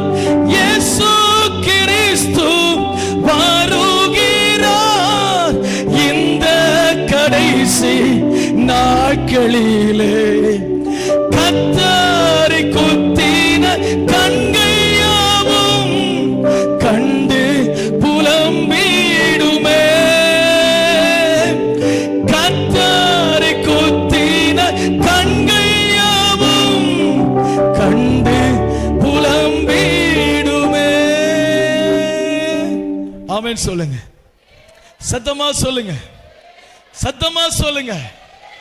இவ்வளவு சத்தமா இவ்வளவு பேசினாலும், இவ்வளவு சத்தமா பாடினாலும் சில சபை உறங்கிட்டு தான் இருக்கும். அவங்கெல்லாம் தட்டி எழுப்பி அதெல்லாம் சீர்படுத்தி அதை கிளியர் பண்ணிடம் தான் சபை. ஆமென் சொல்லுங்க, சத்தமா சொல்லுங்க. அல்லேலூயா. ஆமென் சொல்லுங்க. பக்கத்து நீர்கள் கொஞ்சம் கவனிச்சிங்க. ஏன்னா முக்கியமான வார்த்தை வரும்போது இவங்க மூணாம் மனம் போயிடுவாங்க. ஆமென் சொல்லுங்க, சத்தமா சொல்லுங்க. அதில் கொஞ்சம் கவனிச்சிங்க. இவங்க மேலே ஏறி போன பிடிச்சி உட்காருவீங்க. வேண்டாம் வேண்டாம், கூட்டம் முடிச்சு போகலாம் அப்படின்னு சொல்லி. ஆமென் சொல்லுங்க. சார் அல்ல சொல்லுங்க பார்க்கலாம். சார் அப்ப நம்ம தான் சபை. சார் சபையாகிய நம்மிடத்துல தேவன் விரும்புகிற சில காரியத்தை நான் வேகமா சொல்லி ஜெபிக்க போறேன். ஆமென் சொல்லுங்க. வசனத்தை கவனமா கவனிச்சு உங்களுக்கு புரிஞ்சிடும். ஆமென் சொல்லணும். அல்லேலூயா. அப்ப யார் சபை சொல்லுங்க, சத்தமா சொல்லுங்க. யார் ஆலயம்? நான் தான் ஆலயம். உங்களுக்குள்ள யார் இருக்கிறா? உங்களுக்குள்ள யாருங்க இருக்கா? பரிசுத்த ஆவியானவர் இருக்கிற. பரிசுத்த ஆவியானவர் எனக்குள்ள இருக்கிறது. நான் யார் சொல்லுங்க? தேவனுடைய ஆலயம். நான் சாதாரண மனுஷனை போல எல்லாருக்கும் தெரியலாம், ஆனா நான் கர்த்தருடைய ஆலயம். ஆமென் சொல்லுங்க பார்க்கலாம். சரி, கர்த்தருடைய ஆலயமாகிய சபையை ஆண்டவர் சபைக்கு கொண்டு வருகிறார், கூடி வருகிற இடத்துல கொண்டு வருகிறார். கொண்டு வரும் பொழுது கர்த்தர் சொல்லுகிற ஒரு வார்த்தை என்ன? எபிரேயர் 13ஆம் அதிகாரம் 17ஆம் வசனத்தை படிக்கலாம். 13, 17. உங்களை நடத்துகிறவர்கள் உங்கள் ஆத்துமாவுக்காக உத்தரவாதம் பண்ணுகிறவர்களாய் இருக்கிறபடியினால் அவர்கள் துக்கத்தோட அல்ல, சந்தோஷத்தோட அதை செய்யும்படி அவர்களுக்கு கீழ்ப்படிந்து அடங்குங்கள். அவர்கள் துக்கத்தோட உங்களை நடத்தினால் அது உங்களுக்கு பிரயோஜனமா இருக்க மாட்டாதே. ஆமென் சொல்லுங்க, சத்தமா சொல்லுங்க. இந்த வசனம் மிக அழகாய் சொல்லுகிறது. சபையாகிய நம்முடைய கடமை என்ன? ஆலயமாகி இருக்கிற என்னிடத்திலே தேவன் விரும்புகிற ஒரு காரியம் என்ன? இல்லையானால் ஆலயமாக இருக்கிற நான் ஒரு மகிமையின் ஆலயமாக கிறிஸ்துவின் வருகையிலே நான் காணப்பட வேண்டுமானால், கர்த்தருடைய ஆலயமாய் இருக்கிற நான் ஆண்டவருக்கு பிரியமாய் வாழ வேண்டுமானால், கர்த்தருடைய ஆலயமாய் இருக்கிற நான் கடைசி வரை தேவனுக்கு ஒரு மகிமையின் ஆலயமாய் இருந்து ஒரு கூட்டம் ஜனத்தை ஆதாயம் பண்ணி தேவராஜ்யம் போக வேண்டுமானால், வேதம் சொல்லுகிறது, சபையே உன்னை பார்த்தாண்டு சொல்லுகிறார், உங்களை நடத்துகிறவர்களுக்கு எல்லாவற்றிலும் கீழ்ப்படிந்து அடங்குங்கள். ஆமென் சொல்லுங்க, சத்தமா சொல்லுங்க. சபையாகிய உங்களை நடத்துவதற்கு ஊழியக்காரனை கர்த்தர் வைத்திருக்கிறார். ஆண்டவர் வந்து நடத்தலாம் என்று சொல்லி இருந்தால் இன்னைக்கு சபைகள் கட்டப்பட்டிருக்க வேண்டிய அவசியம் இல்லை. சபையாகிய நீங்கள் கூடி வருவதற்கு ஒரு இடம் தேவையில்லாமல் போயிருக்கும். தேவன் நேரடியாக வந்து எதையும் செய்ய முடியாதபடியினாலே சபையாயிருக்கிற ஆலயமாயிருக்கிற உங்களை இந்த இடத்துல கொண்டு வந்து உங்களை தேவ ஆலயமாய் மாற்றி இன்னும் கிறிஸ்துவுக்குள் உங்களை வளர செய்து ஆண்டவருக்கு பிரியமானதை நீ செய்யணும். நீ ஆலயம் என்பது உனக்கு சொல்லி உன்னை சீர்படுத்துவதற்காகத்தான் கர்த்தர் ஊழியக்காரனை வைத்திருக்கிறார். வசனம் சொல்லுகிறது, அவர்கள் ஊழியக்காரன் வைக்கப்பட்டிருக்கிற அந்த ஊழியக்காரனுக்கு முதல்ல நீ செய்ய வேண்டிய காரியம் கீழ்ப்படியணும். ஆமென் சொல்லுங்க. யாருக்கு கீழ்ப்படியணும்? நீ கர்த்தருக்கு கீழ்ப்படிவது போல, ஆண்டவருடைய வார்த்தைக்கு கீழ்ப்படிவது போல, ஆண்டவருடைய வார்த்தையை பிரசங்கிக்கிற உனக்கு கொடுக்கப்பட்டிருக்கிற ஆவிக்குரிய தகப்பனுக்கு, ஆவிக்குரிய தாய்க்கு, உனக்கு கொடுக்கப்பட்டிருக்கிற ஊழியக்காரனுக்கு முதல்ல நீ கீழ்ப்படியணும். ஆமென் சொல்லுங்க, சத்தமா சொல்லுங்க. முதல்ல கீழ்ப்படிதல் அவசியம். 1 சாமுவேல் 15:23 சொல்கிறது, பலியை பார்க்கிலும் கீழ்ப்படிதலே உத்தமம். ஆண்டவர் சொன்னார், போ யுத்தம் பண்ணு, ஆனால் ஒன்றை எடுத்து விட்டு வராதே. ஆனால் சவுல் செய்த காரியம் என்ன? போனான், யுத்தம் பண்ணினான், தனக்கு இஷ்டமான எல்லாவற்றையும் கொண்டு வந்து வீட்டுக்கு பின்னாடி கட்டி இருந்தான். ஆண்டவர் சொல்லுகிறார், என் மகனாகிய சவுல் எனக்கு கீழ்ப்படியல, நான் தான் அவனை தெரிந்து கொண்டேன், நான் தான் அவனை அபிஷேகம் பண்ணினேன், நான் அவன் கூட இருக்கிறேன், அவனோடு கூட இருந்து ஜெயம் கொடுத்தேன். ஆனால் என் மகன் கீழ்ப்படியவில்லை, பலியை கொண்டு வந்திருக்கிறான். சொல்லுகிறான் சாமுவேலிடத்திலே, ஆண்டவருக்கு பலி செலுத்த கொண்டு வந்தேன், இந்த மாடு, இந்த ஆடு, இந்த சிறந்தவைகள் எல்லாம் ஆண்டவருக்கு பலியிட என்று சொன்னார். அப்போது கர்த்தர் சொன்னார், பலியை பார்க்கிலும் கீழ்ப்படிவதே உத்தமம். ஆமென் சொல்லுங்க. ஒரு சபை கூடி வரும் பொழுது ஊழியக்காரனுக்கு கீழ்ப்படியணும். ஒரு கீழ்ப்படிதல் இல்லை என்று சொன்னால் அவர்கள் ஆவிக்குரிய வாழ்க்கை பூஜ்யம். ஊழியக்காரனுக்கு கீழ்ப்படியாமல் நீ எதை செய்தாலும் தேவன் அதில் பிரியப்பட மாட்டார். ஆமென் சொல்லுங்க பார்க்கலாம். சபையிலே உங்களுக்கு கொடுத்த ஊழியருக்கு நீங்கள் மரியாதையுடன் கீழ்ப்படியணும். எப்படி கீழ்ப்படியணும்? சத்தமா சொல்லுங்க. உங்க ஊழியக்காரனை குறித்து உங்களுக்கு ஒரு மரியாதை இருக்கணும். முதல்ல மரியாதை வந்தா கீழ்ப்படிதல் வரும். ஆமென் சொல்லுங்க. மரியாதையுடன் கீழ்ப்படியணும். கீழ்ப்படிந்தால் தான் உங்களுக்குள்ளே பரிசுத்த ஆவி இருக்கிறார் என்று அர்த்தம். நீங்கள் கீழ்ப்படியாவிட்டால் உங்களுக்குள் பரிசுத்த ஆவி இல்லை என்று அர்த்தம். ஆமென் சொல்லுங்க. தேவனுடைய ஆலயமாகிய நீங்க பரிசுத்த ஆவி உங்களுக்குள்ளே இருந்தால், பரிசுத்த ஆவியானவர் உங்களில் வாசம் பண்ணினால் நிச்சயமா நீங்க கீழ்ப்படிவீங்க. மரியாதையோடு கீழ்ப்படிவீங்க. கேள்வி கேட்க மாட்டீர்கள். ஏன் என்று கேட்க மாட்டீர்கள். எதற்கென்று கேட்க மாட்டீர்கள். ஆண்டவருடைய வார்த்தைக்கு நீங்கள் கீழ்ப்படிந்தால் தான் நீங்கள் சபையாக நிற்க முடியும். தேவனுடைய வார்த்தைக்கு நீங்கள் கீழ்ப்படியாவிட்டால் சபையாய் செயல்பட முடியாது. ஆமென் சொல்லணுமே. இன்னும் சொல்ல போனால் நீங்க கீழ்ப்படியாவிட்டால் தேவனுடைய ஆலயம் இல்லை என்பதை மறந்து போய்விடாதிருங்கள். கீழ்ப்படிந்தால் மாத்திரம்தான் நீங்கள் தேவனுடைய ஆலயம். உங்களை நடத்துகிறவர்களுக்கு எல்லாவற்றிலும் கீழ்ப்படியுங்கள். எல்லாவற்றிலும் கீழ்ப்படிந்து அடங்கும்படி ஆண்டவர் சொல்லுகிறார். உங்க விருப்பத்தை சொல்லுகிற இடம் சபை அல்ல. ஆவியானவர் பேசும் பொழுது அந்த வார்த்தைக்கு கீழ்ப்படியணும். அந்த வார்த்தை எதிர்க்க கூடாது. அந்த வார்த்தை குறித்து முறுமுறுக்க கூடாது. அந்த வார்த்தை குறித்து வெளியே போய் பேசக்கூடாது. கர்த்தர் உங்களோட பேச இருந்தால் நீ மனம் திரும்ப வேண்டும். நீ கர்த்தருக்கு பிரியமாக இருக்க வேண்டும். ஆண்டவரை சந்தோஷப்படுத்த வேண்டும். அதை விட்டுவிட்டு வார்த்தை உன்னை தேடி வரும் பொழுது கீழ்ப்படிய மனம் இல்லாமல் எதிர்த்து கொண்டிருப்போமானால், குற்றப்படுத்திக் கொண்டிருப்போமானால் நீங்கள் தேவனுடைய ஆலயமாய் இருக்க முடியாது என்பதை மறந்து விடாதிருங்கள். ஆமென் சொல்லணும். சத்தமா சொல்லணும். இன்னும் சத்தமா. அடுத்து சொல்ல முதல்ல கீழ்ப்படியும் சொல்றாரு. இரண்டாவது சொல்ல அடங்கி இருக்கணும். ஆமென் சொல்லுங்க. சத்தமா சொல்லுங்க. அல்லேலூயா. சொல்லுகிற வார்த்தைகளை எதிர்க்காம தாழ்மையோடு அடங்கி இருக்கணும். ஆமென் சொல்லணும். நீ சொல்ல மாட்டீங்க. ஆமென் சொல்லுங்க. அல்லேலூயா. ஆண்டவருடைய வார்த்தைக்கு கீழ்ப்படிந்து அந்த வார்த்தைக்கு ஒத்துழைப்பு கொடுத்து நீங்க செயல்படணும். அடங்கி இருக்கணும் சொல்றார். அடங்கி இருக்கிற ஒரு மனுஷன் தான் தேவாலயமாக இருக்க முடியும். அடங்கி இருக்க முடியாதவன் தேவ ஆலயம் இல்லை. பல இடங்களுக்கு ஓடிக்கொண்டிருக்கிறவன் தேவ ஆலயம் இல்லை. அடங்கி இருக்கணும். வசனம் சொல்லுகிறது தேவ சமூகத்திலே அடங்கி இருக்கணும். ஜெபத்திலே அடங்கி இருக்கணும். தேவ வசனத்தை வாசிப்பதிலே அடங்கி இருக்கணும். பரிசுத்தமாய் வாழ்வதிலே அடங்கி இருக்கணும். எந்த விதத்திலும் ஆண்டவருக்கு பிரியமில்லாத எந்த ஒரு காரியத்தையும் சபையாகிய நீங்கள் செய்யக்கூடாது. ஆலயமாகிய நீங்கள் உங்க விருப்பத்தை நிறைவேற்ற துடிக்க கூடாது. ஆண்டவருடைய வார்த்தைக்கு அடங்குங்கள்.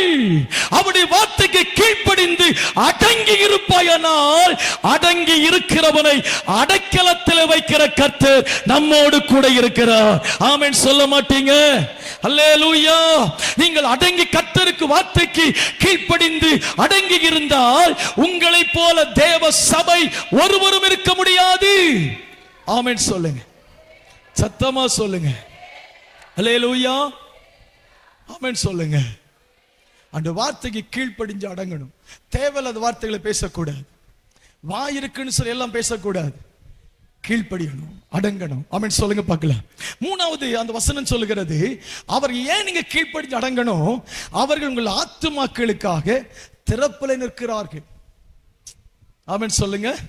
உங்க ஊழியக்காரங்க உங்களை ஒரு சபையில கொண்டு வந்த தெருவில் கிடந்த உங்களை பிசாசால் அலைக்கழிக்கப்பட்ட உங்களை, வியாதியால கிடந்த உங்களை, சத்துருவால கட்டப்பட்டு கிடந்த உங்களை, உலகம் வேண்டான்னு சொன்ன உங்களை ஆண்டவர் தேடி வந்து சபையாகி ஆலயத்துக்கு கொண்டு வந்து உங்களை சபையா மாத்தினார்.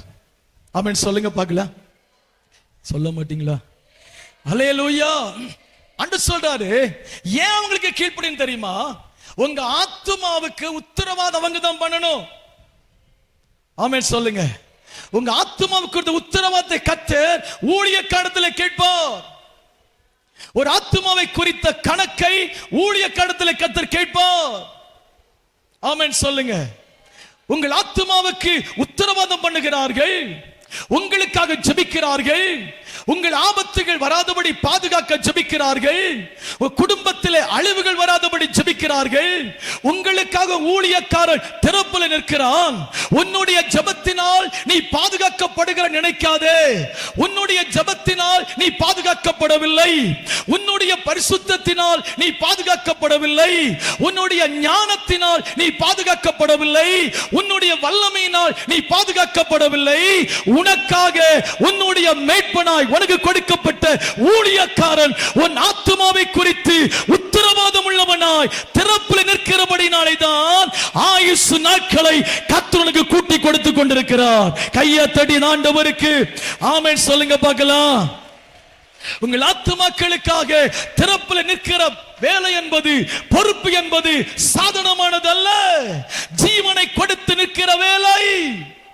கட்டப்பட்டு கிடந்த உனக்காக ஜீவனை கொடுத்து திறப்பில் நின்று, ஆண்டவரே இந்த ஆத்துமாவுக்கு சுகத்தை தாரும், இந்த ஆத்துமாவுக்கு ஒரு விடுதலையை தாரும், இந்த ஆத்துமாவுக்காக என்னுடைய ஜீவனை நான் சரண்டர் பண்றேன், பணயம் வைக்கிறேன், உயிரை பணயமாய் வைத்து உனக்காக ஜெபித்து உனக்கு ஆலோசனை கொடுத்து உன்னை கர்த்தர் சபையாய் மாற்றுவதற்காய் உன்னை சபையிலே கொண்டு வந்து நிறுத்தி இருக்கிறார்.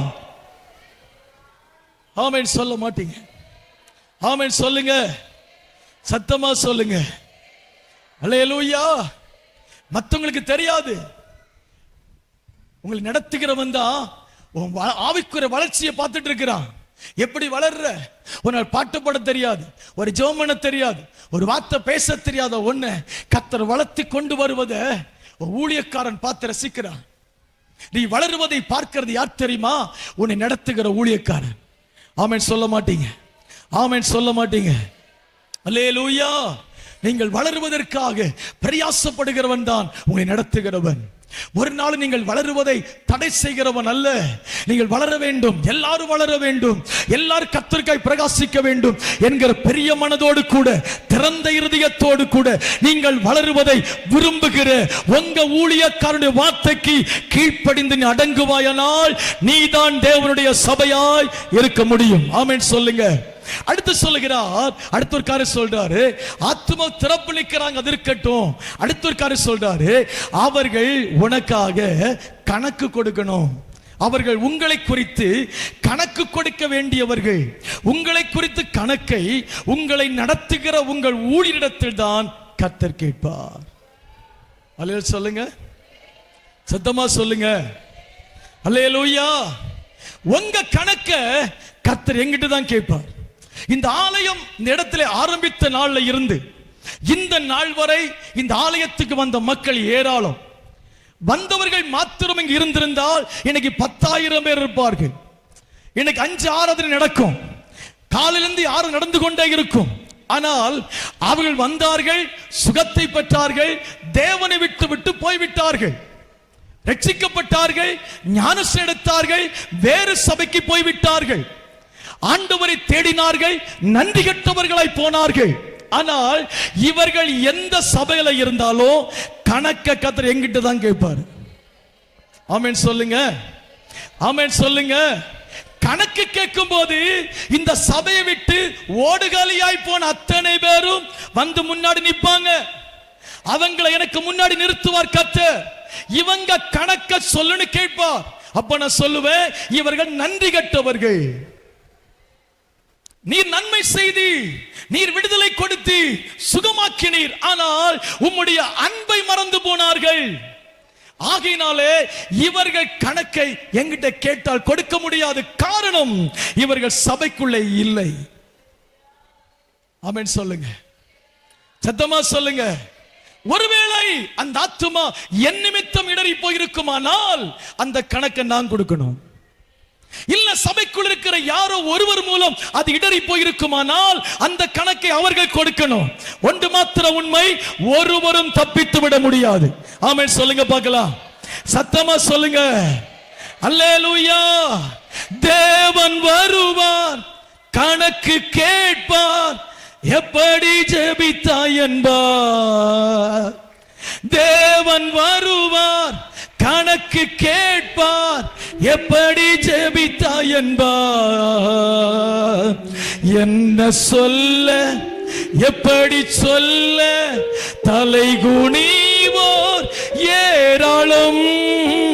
என்ன சொல்ல, எப்படி சொல்ல, தலை குனிவோர் ஏராளம். ஆமென் சொல்லுங்க, சத்தமா சொல்லுங்க. அல்லேலூயா. உங்க கணக்கை கர்த்தர் என்கிட்ட தான் கேட்பார். உங்க வீட்டுக்கு 1000 ஊழியக்காரங்க வந்து ஏறிட்டு போகலாம். உங்க வீட்டுக்கு வந்துட்டு போகிற ஊழியக்காரங்கிட்ட உன் கணக்கை கேட்க மாட்டா.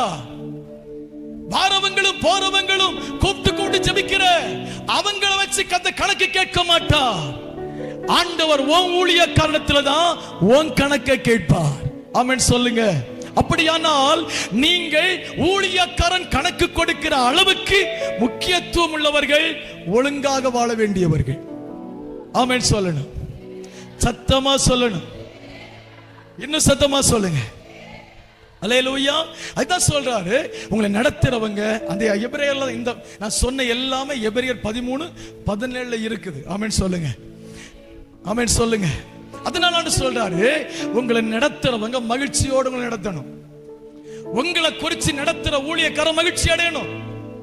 உங்களை குறித்து ஊழியக்காரன் துக்கப்பட்டா உனக்கு அவ்வளவுதான், முடிஞ்சு. ஆமென் சொல்லுங்க. நீ சொல்லலாம், அவர் துக்கப்பட்டா எனக்கு என்ன வர போகுது, பொறுத்திருந்து பார்க்கணும் என்ன வருதுன்னு. ஆமென் சொல்லுங்க. உங்களை நடத்துகிறவர்கள் துக்கப்படக்கூடாது, உங்களை குறித்து சந்தோஷப்படணும். உங்களை குறித்து சந்தோஷப்பட்டு சொல்லணும், நல்ல பிள்ளை, நல்ல ஆவிக்குரிய பிள்ளை, நல்ல ஒரு சபை, நல்ல ஒரு ஆவிக்குரிய சபை, கர்த்தருக்கு நிற்கிற சபை என்று உங்களை நடத்துகிற ஊழியக்காரன் உங்களை குறித்து சாட்சி கொடுக்கணும். உங்களை நடத்துகிறவர்கள் மகிழ்ச்சியோடு நடத்தும்படி அவர்களுக்கு கீழ்ப்படிந்து அடங்குங்கள். உங்களை நடத்துகிறவர்கள் துக்கத்தோட உங்களை நடத்தினால் அது உங்களுக்கு பிரயோஜனமா இருக்க மாட்டாது. ஆமென் சொல்லணும். அல்லேலூயா சொல்லுங்க. அல்லேலூயா. சத்தமா சொல்லுங்க, இன்னும் சத்தமா. அல்லேலூயா. இன்னும் சத்தமா சொல்லுங்க, இன்னும் சத்தமா சொல்லுங்க. அல்லேலூயா. உங்களை நடத்துகிறவர்கள் உங்களை குறித்து சந்தோஷப்படலைன்னா நஷ்டம் தான் நமக்கு.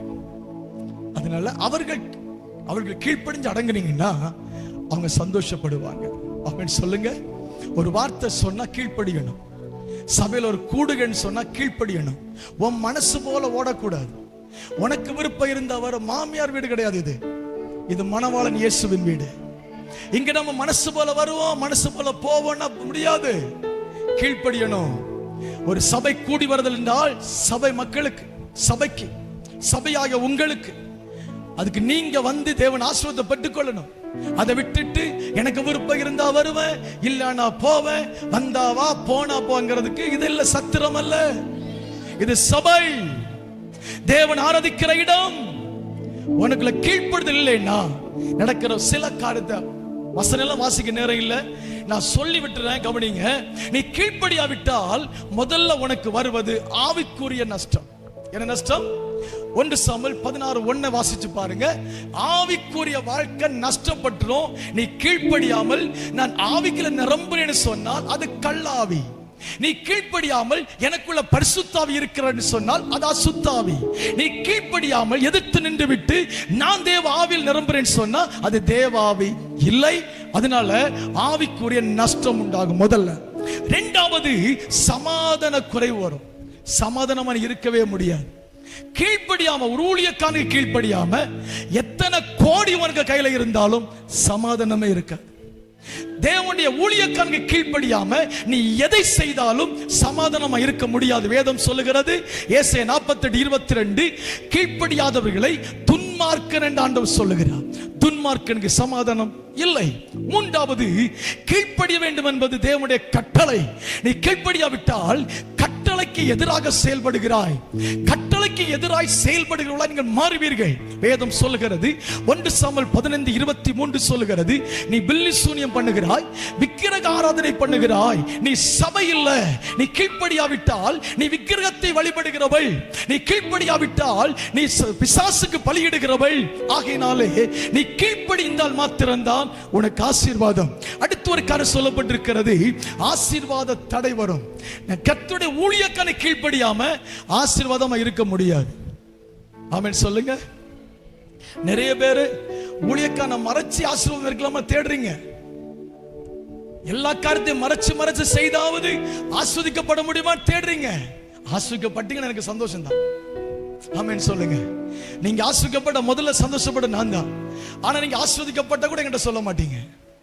ஆனா எனக்கு தெரியும். ஆமென் சொல்லுங்க. வசனம் சொல்லுகிறது ஊழியக்காரனை கீழ்ப்படியலைன்னா இப்ப நமக்கு எல்லாம் நல்லது மாதிரி தெரியும்.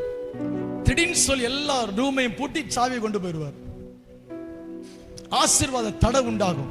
உபாகம் 28:15 சொல்லுகிறது, கீழ்ப்படிந்தால் ஆசீர்வாதம், கீழ்ப்படியாவிட்டால் சாபம் ஆரம்பிக்கும்.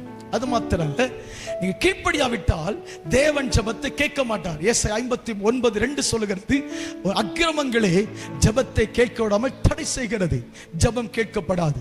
கடைசியாக நீ கர்த்தருக்கு கீழ்ப்படியாவிட்டால் உங்களை நடத்துகிற ஊழியரை விட இன்னொரு ஊழியக்காரன் உன் மனசு தேடும்.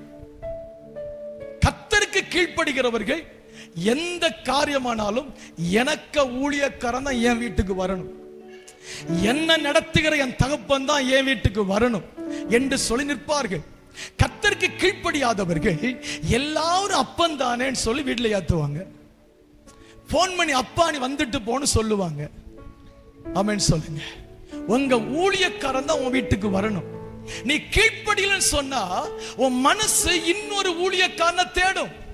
அதோடு நிக்காது, இன்னொரு சபையை கூட தேடும். 2 தீமோத்தேயு 4:3 வாசிச்சு முடிச்சிருவோமா? வாசிங்க. 2 தீமோத்தேயு 4:3. சீக்கிரமா சீக்கிரம் படிங்க, முடிஞ்சிருச்சு டைம். கவனமா வசந்த கவனிங்க. அந்த வசந்த போடுப்பா. வாசிங்க. ஏனென்றால்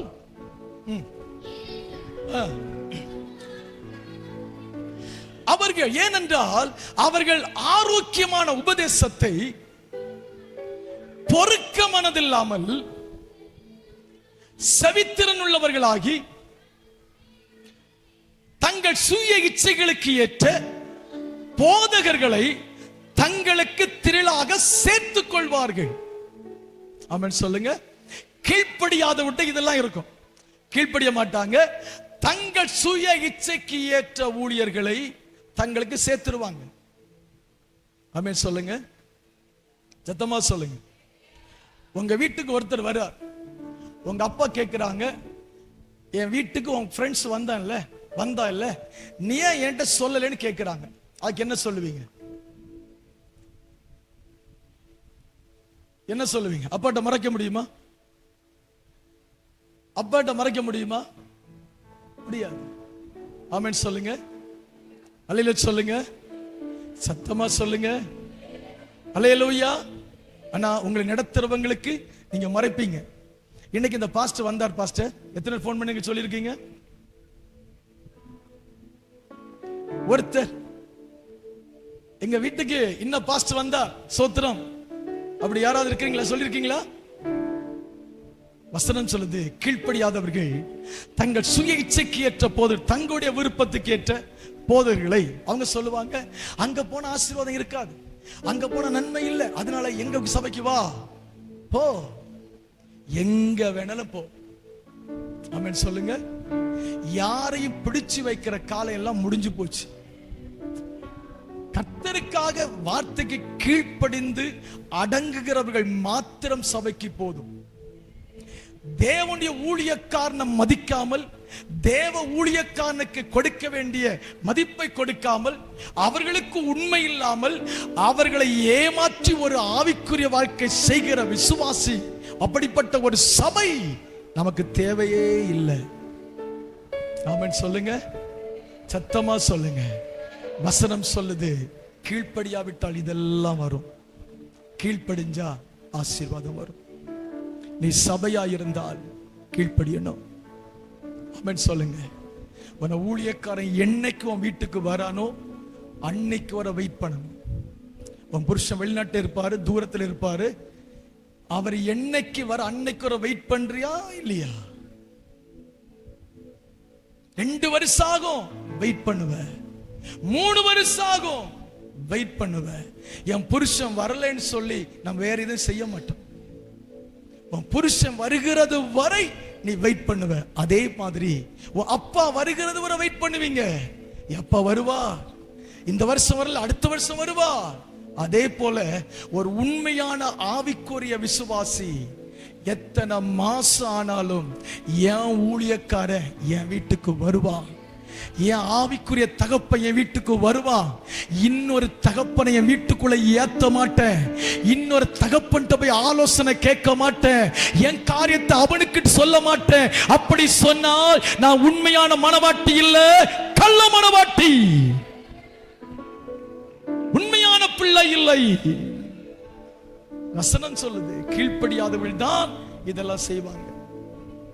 நீ கீழ்ப்படுகிறவளா கீழ்ப்படியாதவங்களான்னு சொல்லி நீங்களே தீர்மானியுங்கள். கர்த்தர் சபைக்கு சொல்லுகிறார், நீ கீழ்ப்படி, அடங்கு. உத்தரவாதம் பண்றவங்க, உனக்கு கரிசனம் உள்ளவங்க, எவன் வந்து உனக்கு ஜெபம் பண்ணாலும் ஒரு முடிய கூட அசைக்க முடியாது. உன் ஊழியக்காரன் வீட்டில் வார அண்டு தான் உனக்கு அற்புதம் நடக்கும். எழுதி வச்சுக்கோ. நீ 1000 பாஸ்டரை கூப்பிட்டு வேணா ஃபாஸ்டிங் பிரேயர் நடத்து, ஒரு கல்ல கூட ஒன்று அசைக்க முடியாது. அப்படி அசைஞ்சா சொல்லு பார்க்கலாம். ஆமென் சொல்லுங்க. அடங்கி இருக்கணும், சபைக்கு அடங்கணும், ஊழியக்கானுக்கு அடங்கணும். கண்ட இடையெல்லாம் மேயக்கூடாது. கண்ட எல்லாம் மேஞ்சா வயிறு வீங்கி கறிக்கடைக்கு தான் போண்டிது வரும். தேவனுக்காக நிக்கணும், தேவனுடைய வார்த்தைக்கு கீழ்ப்படியணும், தேவனுக்காக அடங்கி இருக்கணும். கர்த்தர் கிரியை செய்வார். நாட்டில் சுஜி சபையிட்டு போயிட்டு அவ்வளவு வருத்தம் எனக்கு. நான் அவளை பார்த்து அவளை கூப்பிட்டேன். அவள் சொன்ன சில வார்த்தை, சபைக்குள்ள இருந்து சிலர் சொன்ன வார்த்தையை சொல்லி அவள் அழுதான். இப்படிலாம் என்கிட்ட பேசினாங்க பாஸ்டர். அதான் நான் சபை விட்டு போயிட்டேன். நான் திரும்ப சொன்னேன், நீ வா, நீ அன்னைக்கு என்கிட்ட சொல்லி இருந்த அன்னைக்கே சொன்னாலுங்க கதையை முடிச்சுக்கலாம் இருந்து. நான் சொல்லாம போயிட்ட சபை விட்டு. உன்னை சபை விட்டு வளர்க்கிறாங்க, யாருக்கான சொல்லிட்டு போ. அவங்கள சபையினுள் எழுப்பி விட்டு சொல்லுவோம், இவதான் காரணம். சபையில ஒரு பக்தி விருத்தி உண்டாகட்டுமே. இனி உனக்கு ஒரு காலம் இப்படி சம்பவம் நடக்காது வான்னு சொல்லி கூப்பிட்டேன். மக திரும்ப வந்தா, சந்தோஷம். ஆமென் சொல்லுங்க, ஆமென் சொல்லுங்க. கீழ்ப்படிகளா இருங்க. சபை விசுவாசிகளை மதிக்க தெரிஞ்சுக்கங்க.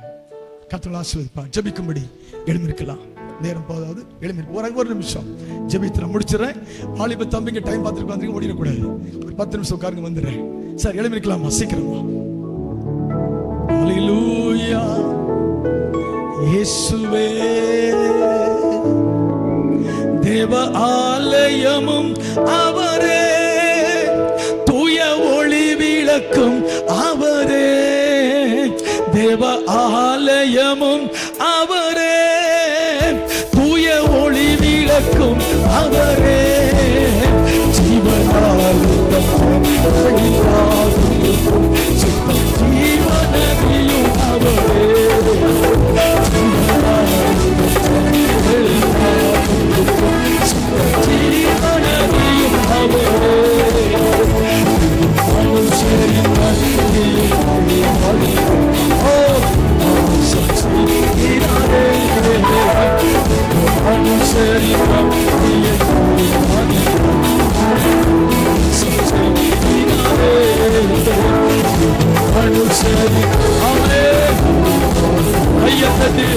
தேவராசம் பண்ணுகிறார்.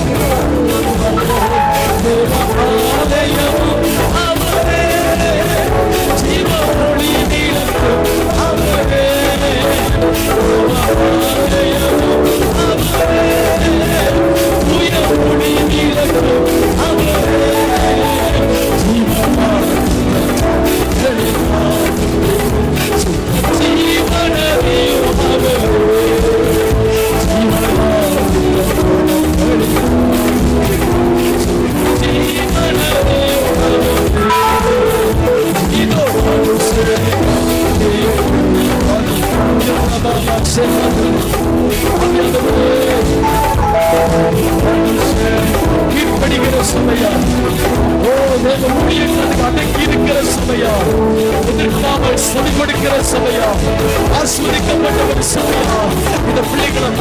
ஆண்டவரே.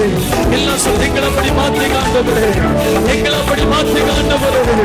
எங்களை அப்படி மாற்றுங்க ஆண்டவரே. உங்க சபையாகி நான் கீழ்ப்படியணும்.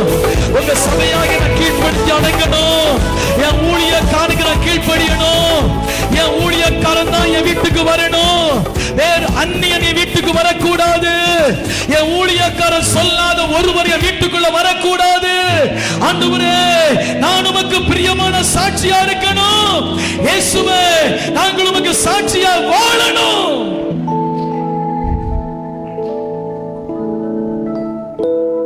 ஹல்லேலூயா.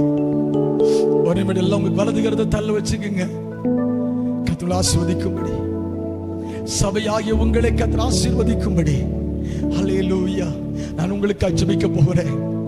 எல்லாரும் வலது கரத்தை தலைக்கு மேல வச்சு கண்களை மூடி இயேசுவை நோக்கி பாருங்க. இயேசுவை நோக்கி பாருங்க. இயேசுவை நோக்கி பாருங்க. சபையாகிய உங்களை பார்த்து ஆண்டவர் சொல்லுகிறார், என் சபையே, உன்னை தொடுகிறவன் என் கண்மணியை தொடுகிறான். உன்னை தொடுகிறவன் என் கண்மணியை தொடுகிறான். நீ சீயோன், நான் உன்னை சுற்றிலும் அக்கினி மதிலும் கோட்டையுமாய் இருப்பேன். இன்று முதல் நான் உங்களை ஆசீர்வதிப்பேன். சபை கிறிஸ்துவில் வளரும். சபை ஜெயிக்கும். சபையாகிய நீங்க ஜெயிப்பீங்க. சபையாகிய நீங்க சாட்சியா இருப்பீங்க. சபையாகிய உங்களை கர்த்தர் ஆசீர்வதிப்பாராக. எல்லாம் கையை தட்டி ஆண்டவரே, நீங்கள் ஆசீர்வதிக்கிறதுக்காய் ஸ்தோத்திரம். எல்லாம் கையை தட்டி ஸ்தோத்திரம் பண்ணி, ஆண்டவரே, உம்முடைய கிருபைக்காக நாங்கள் உமக்கு நன்றி சொல்லுகிறோம். இந்த சபை மக்கள், இந்த சபையில் இருக்கிற சபைகள் கர்த்தருக்கு கீழ்ப்படிவது போல ஊழியக்காரன் வார்த்தைக்கு கீழ்ப்படியணும். ஒரு ஜெபம் என்று சொன்னா வரணும். வார்த்தைக்கு செவி கொடுக்கணும். எதிர்க்கிறவர்களாய் அல்ல. கர்த்தாவே, உம்முடைய வல்லமையை அனுப்பி கீழ்ப்படிகிற ஒரு ஆவியை, அடங்கி இருக்கிற ஒரு ஆவியை இவர்களுக்கு நீர் கொடுப்பீராக. ஆசீர்வதியும். குடும்பத்திலே சமாதானம், சந்தோஷம் நிறைவாக இருக்கட்டும். எல்லா நன்மைகளையும் கர்த்தர் கொடுப்பீராக. ஒரு குறையும் வரக்கூடாது. சம்பூர்ணமான ஆசீர்வாதத்தை கொடுத்து நடத்துங்க. ஒரு நாட்கள் கூடுகையில் கலந்து கொள்ளட்டும். விபிஎஸ்ல பிள்ளைகளை பெற்றோர் அனுப்பட்டும். கர்த்தருடைய வார்த்தைக்கு முதல்ல கீழ்ப்படியட்டும். தன் பிள்ளைகளை தேவ சமூகத்துக்கு அனுப்புகிற இருதயம் உண்டாகட்டும். எதிர்த்து பேசுகிறவர்களாய், எதிர்க்கிறவர்களாய், குறை சொல்லுகிற ஆவியோடு இந்த சபை விட்டு யார் வெளியே போனாலும் கர்த்தர் அவர்களை சந்திப்பீராக. வெளியே போய் தேவையில்லாத வார்த்தைகளை பேசுகிற துஷ்ட ஆவிகள் அவர்களை விட்டு விலகி போவதாக. குறை சொல்லுகிற ஆவிகள், குற்றம் கண்டுபிடிக்கிற ஆவிகள், தேவையில்லாத வார்த்தைகளை பேசி மற்றவர்களை இடர பண்ணுகிற சபிக்கப்பட்ட ஆவிகள் இயேசுவின் நாமத்தில் செயலற்று போவதாக. ஆவியானவருக்கு விரோதமாய் வாய் திறவாதபடி கர்த்தர் காத்துக்கொள்ளும். வார்த்தைக்கு அடங்கட்டும். வார்த்தைக்கு கீழ்ப்படியட்டும். ஆசீர்வதி இயேசுவின் நாமத்தில் பிதாவே. என் ஆத்துமாவே கர்த்தரை ஸ்தோத்தரி. என் முழு உள்ளமே அவர் பரிசுத்த நாமத்தை ஸ்தோத்தரி. அவர் செய்த சகல உபகாரங்களையும் மறவாதே. அவர் செய்த சகல உபகாரங்களையும் மறவாதே. ஆத்துமாவே கர்த்தரை ஸ்தோத்தரி.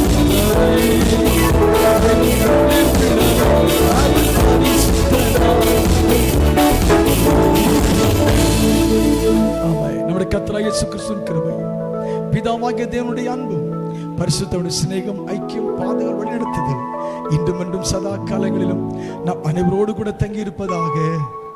ஆமென். நம்ம ஜெயம் கொடுக்கிற ஆண்டவர் கரையில் சொல்லுவோம் சத்தமா. ஹல்லேலூயா. கர்த்தர் ஆசீர்வதிப்பார். வாலிப தம்பி ஒரு 10 நிமிஷம்